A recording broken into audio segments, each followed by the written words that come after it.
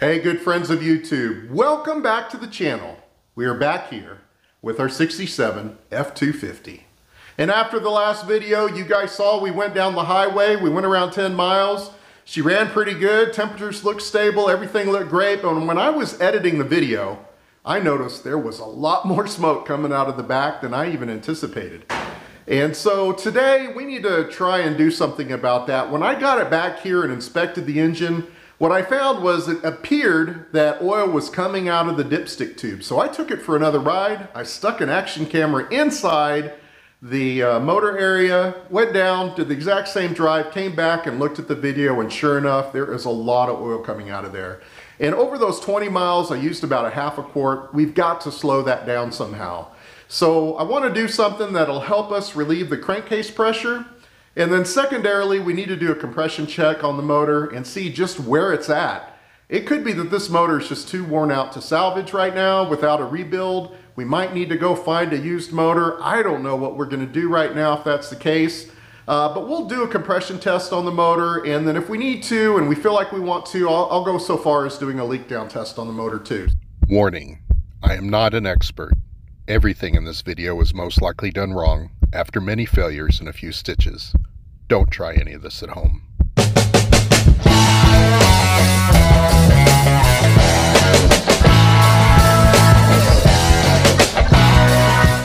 Dad, did you shoot the shop? No. Okay, don't tell Mom. So guys, I've already checked the PCV valve and made sure that it was free and clear, and that all looks good. I checked it all the way back to the intake manifold. There's no obstruction. It is getting vacuum because I did put the vacuum gauge on there, and it allowed me to tune the timing and tune the idle mixture screw. So knowing that we've got too much crankcase pressure, what I've decided to do is I'm going to replace this oil cap here, which is not vented at all, with one of these older school vented oil caps. And I'm hoping this breather will relieve that pressure. If we can at least stop it from coming out of the dipstick tube, we'll have a little bit more success at freeing the rings if they're actually stuck. So I want to do that while we're doing more testing. So I think what we'll do is we'll go take it for a spin right now. I'll also record the engine bay one more time, and we'll see if we've actually stopped that from coming out of the dipstick tube. And then when we get back in here, we'll go ahead and we'll do the compression test. I'll pull all the plugs and we'll do a dry and a wet test. So stay tuned.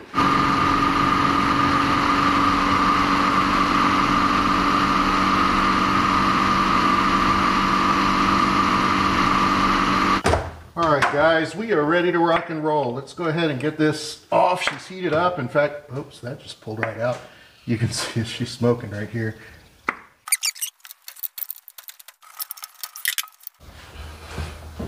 Hey, those plugs are looking better. I don't know if you guys can see that. Oh yeah, that's a significant improvement. That is a good sign, my friends. Okay, throttle is stuck open. The trick here is to have all your tools ready to go. So when you pull in from driving and it's warmed up, you can just pull the plugs and go. We're all set, car is in neutral. I've got my remote starter hooked up, all the plugs are out, the coil is disconnected, let's go. We're at 120. Cylinder 2 is 120 also. 128. 128 for cylinder 3. That is 124. Cylinder 5 is 120.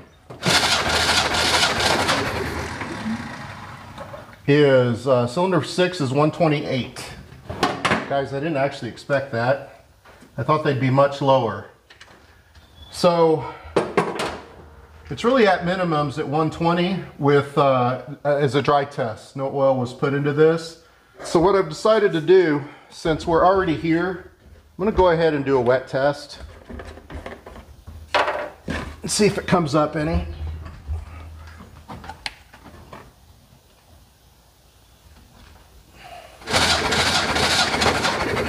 Comes up to 180.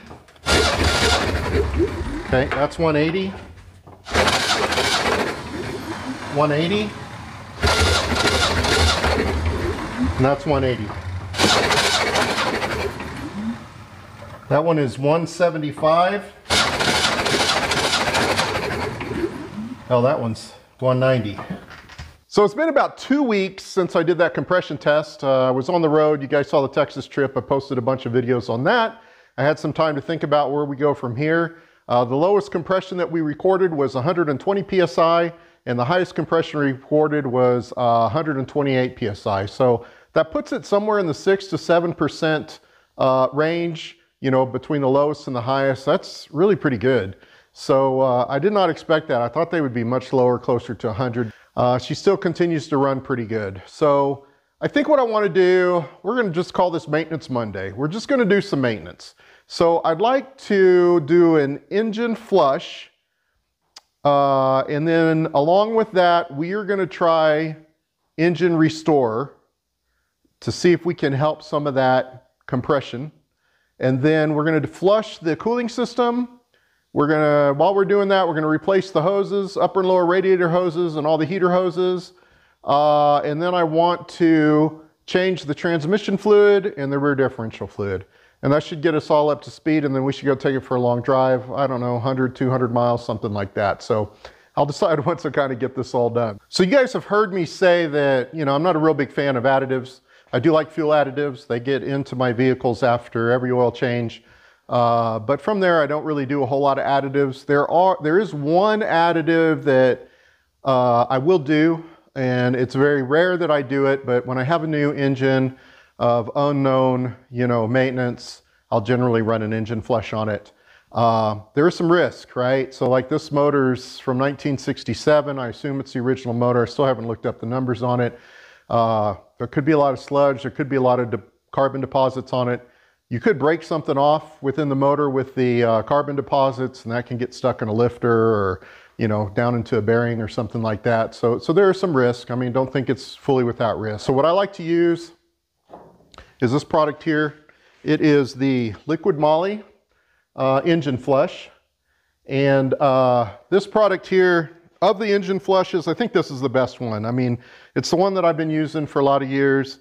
It does a good job. I've never had any issues with it. So we're going to do this. I'm going to show you the process that I use on this, which is a little different than the directions on the back. And then the other product we're going to try out today is this engine restore. Guys, I've never used this product, not one time. In fact, if somebody asked me today if you should use this stuff, I'd probably say no. But we got this old engine. I've always kind of wanted to try it. It's got a little lower compression. It feels like really a good time to just try it. I mean, and do a little experiment. We already have the compression numbers prior. I haven't driven the car since I did those compression numbers. I think we do the engine flush. We do the engine restore. We go for a drive, and then we see if we have an increase in compression. So you guys sit tight, and I'll show you my process for engine flushes. So the first thing I like to do is get the car warmed up and just do an oil change so that you got fresh oil in there. There's no sense in having the Liquid Moly fight against a whole bunch of carbon and sludge that's already in the motor. So let's just get that flushed out, get some new oil in it. I've got the oil in. You also want to put in a new oil filter, and then we're going to go ahead and put in our Liquid Moly engine flush. I'll give it a little shake here. Once this engine flush is down in the motor, I'm going to run this truck for 15 to 20 minutes so that it can work its way down in the piston and rings and all the little passages and just get as much of the sludge and debris as we can out of the motor. Now what's super important here is that you're monitoring the oil pressure while this is going on over the next 15 to 20 minutes. Like I said, if something breaks loose in there and clogs up the oil filter, you just want to be on top of that pretty quick. So I've got good oil pressure right now. I'm going to give it just a little bit a higher idle, and I'm just going to let that go for 15 or 20 minutes. All right, so this is run for 20 minutes. What I'm going to do now is just do another oil change. I'll put another brand new filter on. If I didn't mention this, use the cheapest filters you guys can find. It doesn't matter in this case.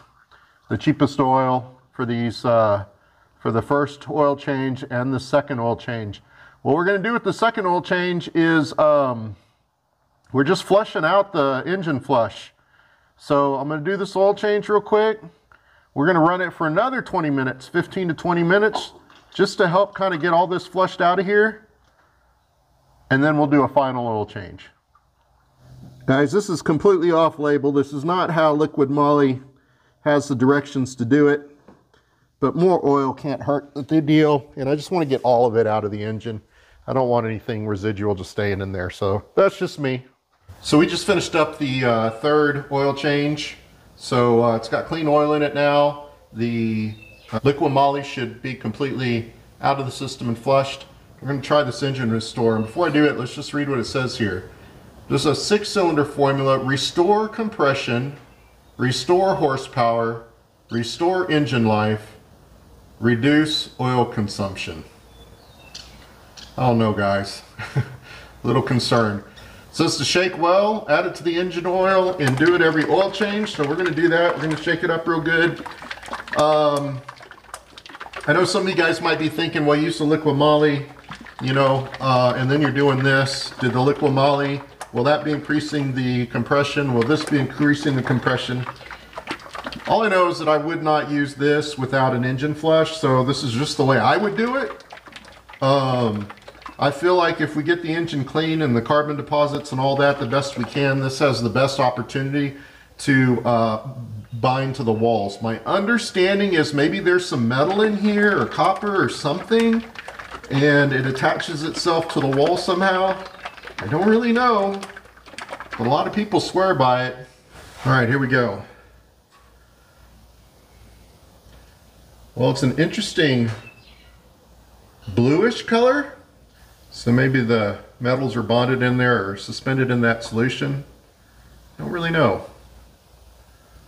I'm going to just let that rest in there and get as much out as we can. I started it up, topped it off. It should be good here. I don't know. You guys leave in the comments whether you think that was a good idea or not. Like I said, I've never used this product, so. All right, next up. Let's, we've got to wait for the radiator to cool down. I'm going to go ahead and change the transmission fluid. Let me show you what I'm using. So what I decided to use here is this CRC product called Stay Lube gear oil. It's an 8590 gear oil, and this is a GL4 compatible, so it should be lower in detergents and whatnot. So I don't know if this is the right oil or not, but we're going to give this a try. I read 50 weight, non-detergent, or 8590. Anyway, this is what I got. You guys know how to change your transmission fluid. I don't need to show you that. The only tip I will give you is be sure to take the fill plug out first before you remove the drain plug, just in case the drain plug has got some kind of issue. I just got done with the transmission service. I don't know how much this is, but I'm thinking it's about 2 quarts. It was definitely a little bit low, but it's a glitter bomb.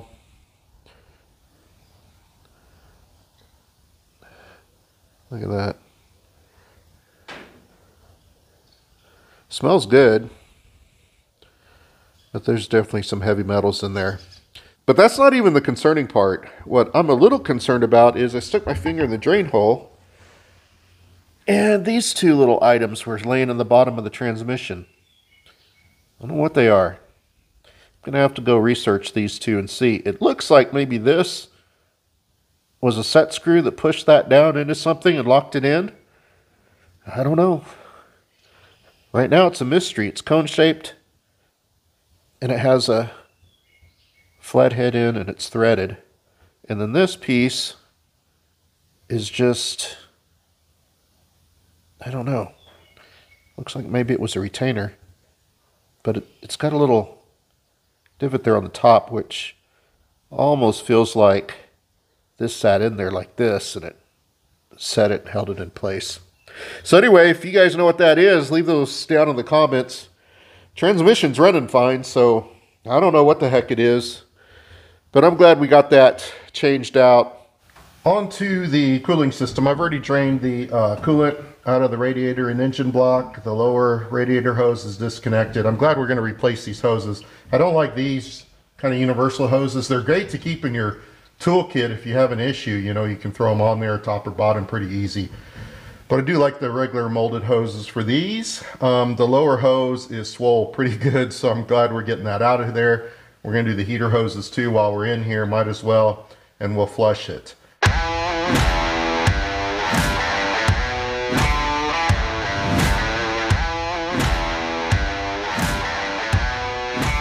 you ready? It was at this moment that he knew. He fucked up. Well, let's talk about what just happened here. Yeah, that just happened. Now, I told you guys I'm not an expert, number one. Number two, I'm not going to hide anything from you guys. If I make a mistake, I'm going to own up to it and show it, and hopefully that'll keep you guys from making the same mistake. Essentially what happened is when I stuck this on, I was thinking, you know, a guy should get some RTV and make sure the whole thermostat sticks in there, because the way this thing goes on, it's perfectly up and down when it goes in there, and there's a chance that this could slip out like that. And guys, that's exactly what happened. She slipped out. You can see from the gasket here when I tightened it down, it was not seated in there correctly. And we snapped the old ear off. Kind of upsets me a little bit because this thing managed to make it 66 years and then get in my shop and I destroy it. So I've ordered a new one, should be in here this week sometime. So it'll be a few days before I can get this this all completed.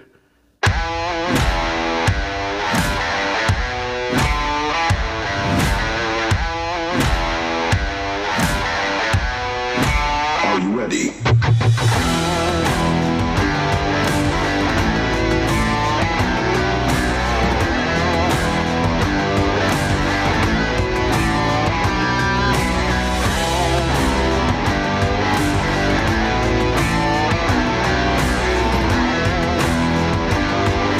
So this thermostat housing water jacket came in today. Casting on this is extremely rough. I was kind of surprised. The machining was fine on the gasket side. It came with a gasket, but I chose not to use it. It was super duper thin in this location here. And then this hung over so far outside of the casting that it only like maybe a 1/16 of an inch of the gasket would have been supported here. So I went ahead and used a Felpo gasket, which is, I think, going to be a lot better. Anyway, she's in. I'm going to go ahead and get the rest of these hoses hooked up, and we should be able to get it filled and start the flushing process.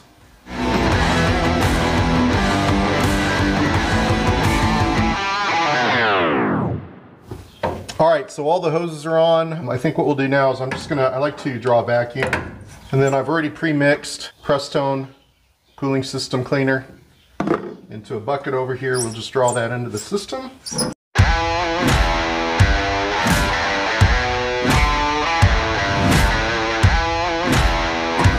Vacuum drawn on the system. I'll let it sit here a few seconds just to make sure that it's holding, and it is holding just fine.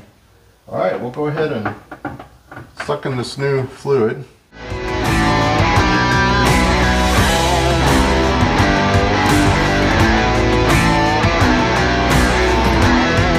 The advantage of the vacuum system is it will suck and pull, and you don't have to bleed the system after, which is great. So the cooling system's ready to rock and roll. All that's left is to do the rear diff, so we'll get that done next. So we're going to do the diff cover now. Only two things I would suggest: make sure your gasket fits on here, and that is correct, and we're looking good there. And then the last thing is just take out your fill plug. Make sure that's coming out before you take that off, so just in case you have some type of issue and you can't get that thing off, you won't have it completely drained. All right, here it is. This is a big day. We're getting on the road. We're gonna go 100 miles. I got a little route planned out. My oldest daughter's gonna go with me, and we're just gonna make a nice fun day of it. All the maintenance is done as far as I can get it. It still needs plugs, still needs plug wires, needs new tires. But I think that stuff can wait. It's running pretty good. So let's go hit the road and see what we can do.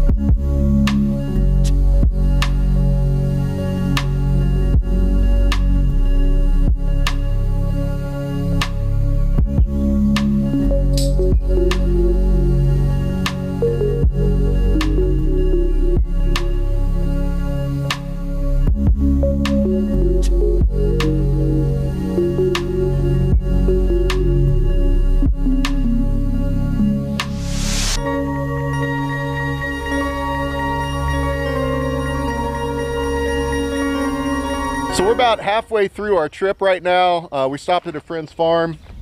I wanted to check the fluids and everything. We've used 3 quarts of oil in like 70 miles, guys. That's a lot of oil. So she's still running pretty good. I did notice that as we got closer that the oil pressure was starting to tank a little bit, and the coolant was going a little bit hotter. So it's probably a result of that 3 quarts, is my guess. I've got her all topped off right now. I'm going to watch it real close as we go back. The hub bearing is definitely making noise here on the front driver's side, which is the one that we replaced with the Chinese bearing. So I'll have to take a look at that when we get back. But other than that, it's been a really nice ride. I mean, the truck's running pretty good. No misfires or anything like that. I feel really comfortable, and we've just been having a nice time today.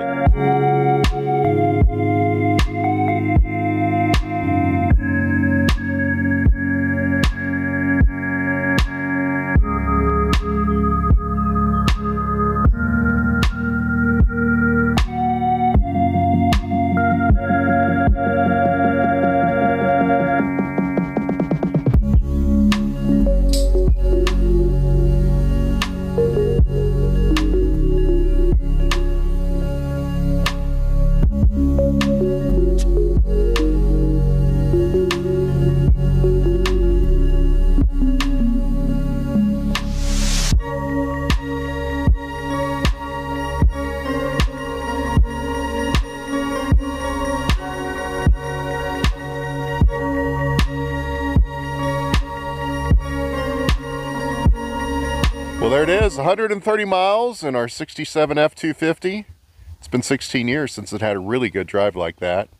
I'm not gonna lie, we used a bunch of oil, approximately 1 quart for every 25 miles. We're gonna have to do something about that, but I tell you what, I'm getting tired of working on motors. I'm ready to do something fun, so we'll have to stay tuned and see. Maybe we're gonna lower. I'm thinking about it. We'll get her real close to the ground. I don't know, floor pans need to be done. There's a bunch of work that can be done that won't cost us anything, so stay tuned for those videos. And let me tell you, what an incredible time I had with my daughter to be able to drive out in western Nebraska, see the sights, the river, all those things together, and just be at peace with each other inside the car. We both were smiling and had a great time. I hope you guys enjoyed what you saw. Please like, share, and subscribe. Leave your comments down below. Until next time.